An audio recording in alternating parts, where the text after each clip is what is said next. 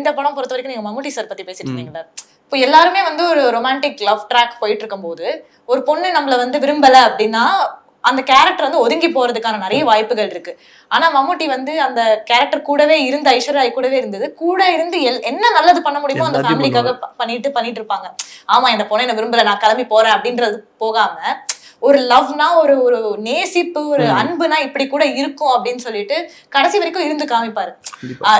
Even to the extent of ஐஸ்வர்யாக்கு இந்த ஐஸ்வர்யாக்கு இந்த பையனை மேபி பிடிச்சிருக்கலாம், அவங்களுக்கு சம்பந்தம் இந்த சம்பந்தம் நல்லா அமையலாம் கூட, அது வரைக்கும் கூட வந்து பொன் பாக்குறது கூட அந்த பையனை கூட்டு வருவாரு. அந்த மம்முட்டி ஐஸ்வர்யா ராய் ரொமான்ஸ்ல இன்னும் அந்த படத்துல புதுசா வந்தது என்னன்னா, மம்முட்டி வந்து அந்த படத்துல வந்து ஒரு இன்னும் கொஞ்சம் எல்டர் பர்சன், அந்த ஒரு மிடில் ஏஜ் பர்சனுக்கும் அவ்வளோ யங்கா இருக்கிற ஒரு உமனுக்கும் வந்து லவ் வந்து ஓகே சீம்லெஸ்ஸா இருக்கும், இப்படி பண்ணா பரவாயில்ல அப்படின்னு கொஞ்சம் நார்மலா காட்டினா ஏர்லியஸ்ட் படம் அப்படின்றது எனக்கு இதுதான் ஞாபகம் வருது. ஏன்னா அது வரைக்கும் அந்த மாதிரி யோசிச்சிருக்க மாட்டோம். சரி ஒரு படம்னு வருது, அதுல வந்து 2 லீட் வராங்க, அவங்க வந்து ரொமான்ஸ் பண்றாங்க, அவங்க வந்து சரி ஏதாவது வந்து ஒரு சிமிலர் ஏஜ் குரூப்ல தான் இருப்பாங்க, அப்படி அவங்க ஆக்டர்ஸா வந்து டிஃப்ரெண்ட் ஏஜ் குரூப்ல இருந்தாலுமே கேரக்டர்ஸா வந்து சிமிலர் ஏஜ் குரூப்ல தான் இருக்கிற மாதிரி இருந்தது. ஆனா அவங்க அந்த படத்துல அதை அட்ரஸும் பண்ணி அது பரவாயில்ல அப்படின்னு வந்து மக்களுக்கும் காமிச்சது வந்து ஒரு 2000ல வந்த படத்துக்கு ரொம்ப புதுசா இருந்தது.